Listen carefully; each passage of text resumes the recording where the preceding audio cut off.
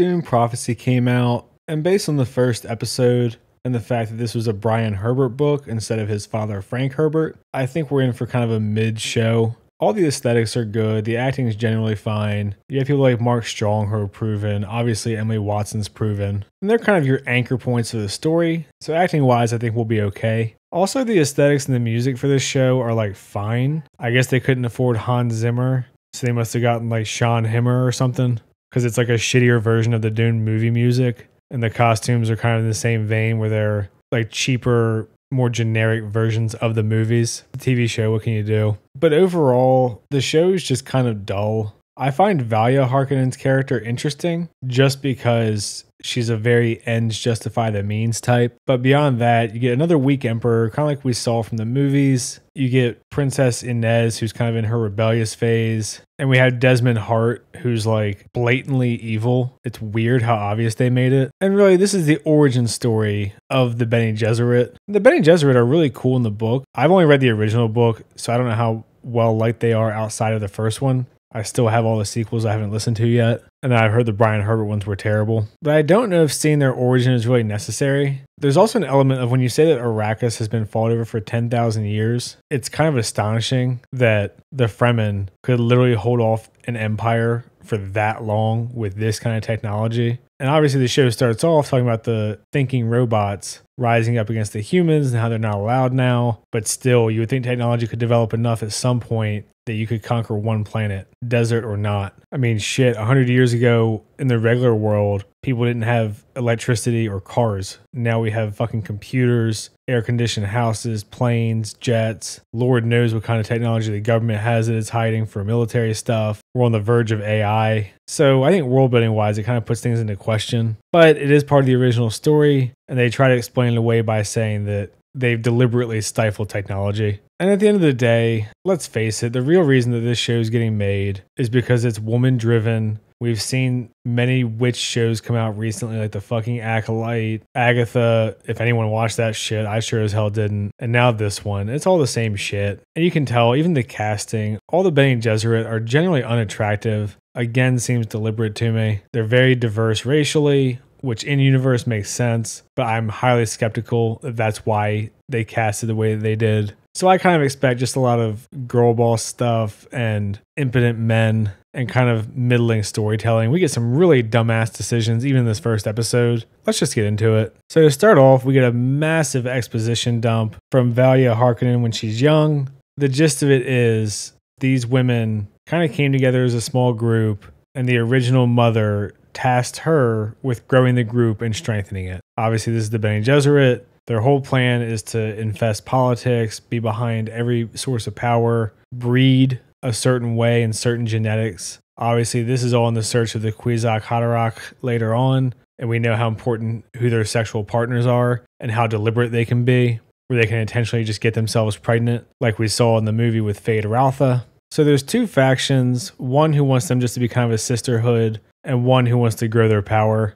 Valia is the one who creates the voice, apparently, and she uses it on the leader of the faction who just wants to be like a sisterhood and makes her kill herself. So from that point on, Valia and the ones who want to increase their power are the ones in charge of the Bene Gesserit. So here you see 100 years after the Machine Wars, 10,000 before Paul Atreides, and the Machine Wars, the Harkonnens were disparaged for cowardice or being losers, and the Atreides were looked at as heroes because they ended it, apparently. The Emperor's family is planning on sending its daughter to the Bene Gesserit to train because they learn all kinds of useful skills. And the Bene Gesserit are excited about this because it's been about 30 years. They want to get to the top echelon of power. So with Princess Inez being on her way, the Bene Gesserit are that close to having all of the power that they desire behind their ideology. But something weird about this to me, I kind of feel like this just undermines the whole story, is that the Emperor already has a Bene Gesserit advising him, and so does the Duke that he's going to marry his daughter into, and that family. So they clearly have a ton of influence already. So the daughter specifically being a Bene Gesserit or not doesn't really seem like it make that much of a difference to me. Here we see all the Bene Gesserit learning their truth-saying skill, and they're talking about how people lie and how they try to hide it. But there are people that can still hide it if they blend in truth with the lies usually. Or if they simply believe what they're saying, similar to a lie detector in our modern age. And this is also a pretty good shot for you can see how diverse of a group it is. Here's the princess training with her sword master, very similar to Paul and Gurney, except in this case, she's hitting on the sword instructor in the show, and Josh Brolin hit on Timothy Chalamet in real life. Go check out his poems if you haven't seen them. But this is Kieran Atreides, her sword trainer, and obviously they're fucking. House Carino is the Emperor. House Richese is this Duke on the right, who's not Mark Strong. Richese is offering, if they get to marry into the Emperor's family, a fleet of ships to take over Arrakis. And they're coming to terms, and they're going to agree because the Bene Gesserit say so, because their only goal is to get the princess into their quarters and brainwash her. And we see the Bene Gesserit signaling, and they're essentially saying, like, let the marriage happen, who cares? We'll deal with this Duke whenever we feel like it, because they're obviously assassins also. And I don't know if this is how it is in every piece of Dune lore, but it is annoying to see that every Emperor is just like a helpless puppet. Even here, the guy Richese is being a total dick. The Emperor says to his Bene Gesserit, he's being a total dick, and then he agrees anyway, because he's like desperate and has no real power. And we get some training montages of them like meditating out on a cliff and doing a little bit of karate. And it's good that they put the training montage in there, but it is kind of fucking lame. Like, she hits these sticks and then they grab each other in certain ways, and it's very memorized and sequential. I don't know. I can't remember the last time I saw a training montage and I was like, good job. It just feels like the most recent one that I can remember is fucking Acolyte, and they're just repeating what's been done in Star Wars 1,000 fucking times. And we see a little montage here and get like the skill levels of each girl. Don't particularly care that much about any of them, honestly. They're all kind of boring. But we see that there's different levels of truth saying and how good they are and how confident they are. Sister Jen starts laughing and being like, this is too fucking easy. And Valia's like, okay, if it's that easy, you lie to everyone. And she does, and they all believe her because she's a good liar. And her story is partially true, which is what makes truth saying hard to begin with. It's a fine scene. Again, just don't particularly give a shit about her. Don't find her really interesting. We kind of just bounce around a lot. So outside of Valia and the Emperor, there's not really anyone to get too attached to. And the Empress is talking to Princess Inez and getting her dressed up for this kind of formality of the accepting of the union between the two families. But the boy is young, so they're not actually going to get married until a few years later. And this gives her time to do whatever she wants. And the mom says flat out, like, I wish you would just do what would make you happy. And she says, I am doing what will make me happy. And going to live on her own as a monk witch weirdo, even though what seems to make her happy is space drugs and fucking her swordsman. Desmond Hart shows up, and this is where stuff gets kind of dumb for me. So when Kieran tells the Emperor Desmond Hart's here from Arrakis, he makes a face like he's surprised and then angry. But then Desmond has free reign the rest of this fucking episode, and we see no security with any of the royalty pretty much through any point in the episode, even though just before this, the Emperor said, I'm surrounded by vipers. Yet they can't even be bothered with fucking guards. So this guy, Desmond, has survived 12 tours in Arrakis, and the Emperor kindly exposits that most people don't even survive one. Which, to me, you would think is an immediate red flag. Like, is this guy a fucking traitor? Is he just getting his units killed over and over and then coming back to us? Like, what the hell's going on? But instead, they just kind of suck him off and offer him a sweet-ass position at the Emperor's house. And the point that Desmond wants to make is that it's not the Fremen, it's the other nobility who are stealing from him. And I don't know why the show felt the need to make it so brazen that he was evil. Because right here, he turns around and gives a look to Kesha, who's the Bene Gesserit for the Emperor. And it does like the stinger and everything. I mean, he might as well just come out and say, gotcha, bitch!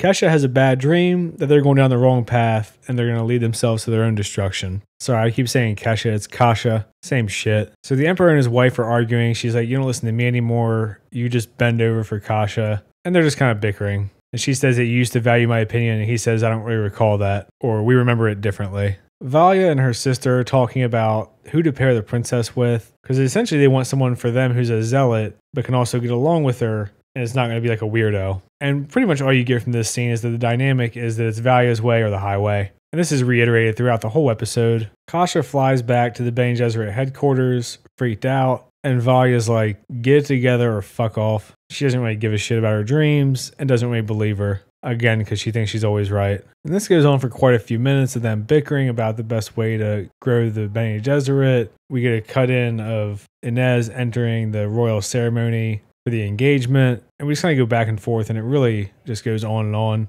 And there is a funny point in here where Valia's sister says, why don't you just check the match? And she eventually gives in and says, fine. and then it comes out that it's the best match, so nothing changes. So a lot of this was really just kind of feels like filler. The dynamic between the two is established, but for me, not much really beyond that. So they do their little engagement thing where they feed each other grapes, and we get to see that the kid's a little shithead, and he's like not wanting to let her give him the grapes, and he's just being an asshole, not wanting to talk or anything. Typical little boy, I guess. Emperor Javicho is talking to one of the Harkonnens who's trying to sell him shit, but he's just distracted because he doesn't want to go through with the wedding, but feels like he has to. But he's a bitch, so he's gonna. Inez is trying to talk to the boy, and he's trying to hide something, and it's a little robot lizard, and she freaks the fuck out on him, and so does everybody else. But the Emperor's too weak to call off the wedding, so he's like, let's just forgive this for now. And obviously, any of this type of shit is illegal. They're like 116 years removed from that big-ass robot war. This is a huge deal. Shocking that the parents would let him get away with it, or that they'd be involved in this kind of shit. But I guess that'll probably be a pretty big part of the story going forward.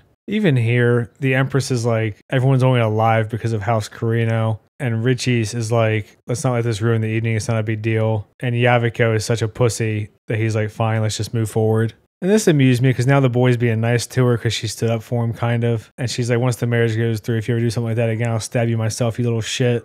And he's like a 9-year-old boy.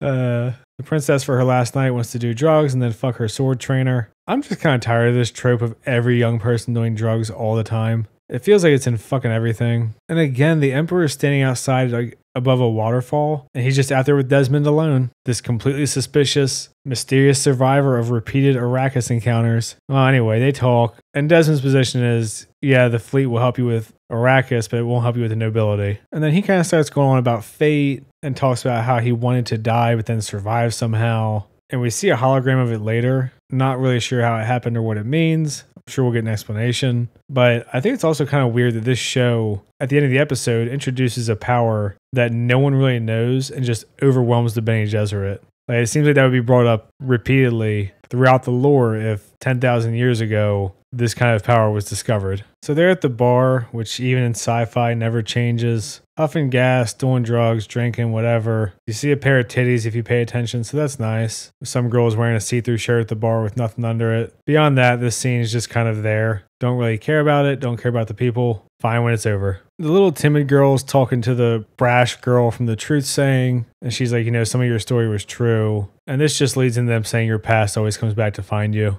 Markstrom can't sleep and walks into some random closet for some reason. And this is a hologram of the recording of the guy Desmond surviving this crazy ass encounter with a sandworm. The boy can't sleep, wanders out into the hall, he's talking to his little robot, and Desmond shows up and he's asking if he wants to talk about it, and the boy's like, no. And again, nary a guard in sight. Even weirder for this family who's in the Emperor's house. It's not even their own home, which you would think would still be guarded with the political tensions in the Dune universe. So to me, this is the kind of stuff that's just really stupid. So we finished the hologram. It looks very clearly like he got eaten by the sandworm. I'm curious what explanation there is for him living, although not that curious, frankly, because he's kind of a lame villain. We don't know what Desmond's power is exactly, but he tells the boy his sacrifice won't be in vain, and then he just burns up, like magically, until he's dead. Again, screaming, no guards in sight, no one around, just isolated with a grown man that he doesn't know in another noble family's household. And then we see the same thing happen to Kasha.